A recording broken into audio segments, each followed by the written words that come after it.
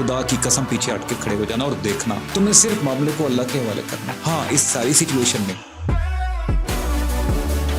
जिंदगी में जब भी बेबस हो जाओ ना, अपना मामला अल्लाह के हवाले करना सीखो। कभी कोई चीज़ अल्लाह के हवाले की है?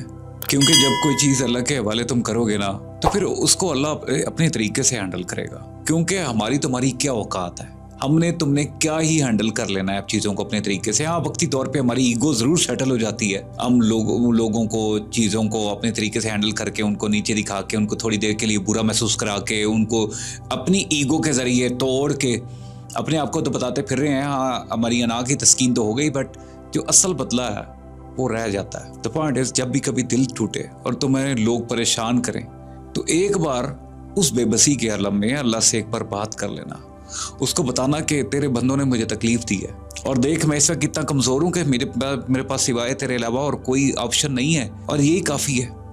एक बार सिर्फ अपना मामला अल्लाह की अदालत में पेश कर देना और अल्लाह के हवाले कर देना और अल्लाह को बताना, बात करना, दुआ ना मांगना, बात करना कि ये तू जान, वो बंदा जाने और ये मामला जाने, मैंने तेरे पे छोड़ा।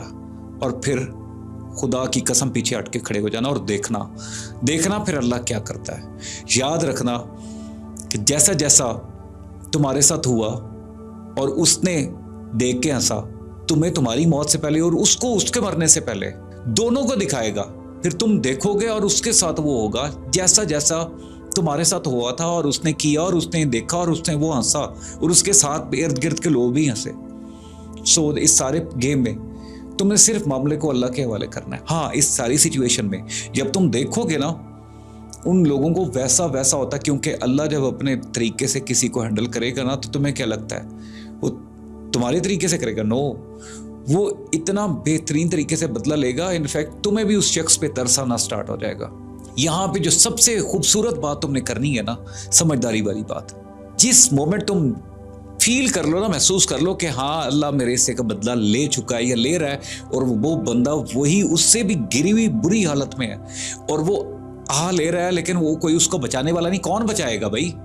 जब अल्लाह खुद मैदान में आ गया, ऐसे बंदे को अल्लाह से कौन बचा सकता है? कौन बचाएगा? कौन आएगा दरमियान में मीडिएटर के तौर पे? सिर्फ तुम आ सकते हो। फिर उसको अल्लाह की रजा के लिए माफ कर देना, इसलिए माफ कर देना कि जैसे तुमसे और भी बहुत सी गलतियां होती हैं, ठीक है इस मामले में उससे गलती हुई तुम्हारे सिलसिले में, लेकिन तुम मुकम्मल तौर पे फरिश्ते तो नहीं हो ना, तुमसे भी और गलतियां होती होंगी डे टू डे बेसिस पे। तो जब तुम किसी और को माफ करोगे ना, इसलिए उसको माफ करोगे क्योंकि अल्लाह तुम्हें बार बार माफ करता है। कोई बात नहीं यार, वापस आ जाना, माफी मांगना, मैं माफ कर दूंगा। तुम अल्लाह को बताना कि या अल्लाह जैसे तू मुझे डेली बेसिस पे मेरे कितने गुनाहों पे मुझे माफ करता है, मैंने भी इसको माफ किया तेरी वजह से, तेरे लिए माफ किया।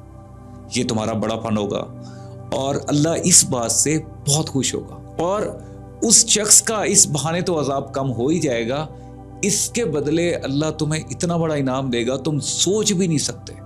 तुम्हारा कद सबसे ऊंचा हो जाएगा, क्योंकि दुश्मन के साथ जो सही बदला है ना, आला ज़र्फ बंदे की मिसाल दे रहा हूं, दुश्मन के साथ जो सही बदला है उसको हराना नहीं, उसको बावर कराना है कि तुम उससे बड़े हो और वो झुकने में मजबूर हो जाए और वो तुम्हारी सफ में आके तुम्हारी बैत ले, तुम्हारा फॉलोअर बन जाए।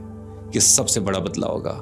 इसके लिए तुम्हें थोड़े दिन के लिए थोड़ा दिल बड़ा रख के आगे बढ़ना होगा, उसको माफ करना होगा और उसको गले से लगाना होगा और उसको बताना होगा कोई बात नहीं, तूने मेरे साथ बुरा किया, अल्लाह ने मेरा बदला लिया, आज मैं तुझे अल्लाह की रजा के लिए माफ़ी करता हूँ और हाँ कभी ज़रूरत पड़े तो बताना, कोई काम हो तो मैं कर दूँगा। ये आला ज़र्फ बंदे की निशानी होगी।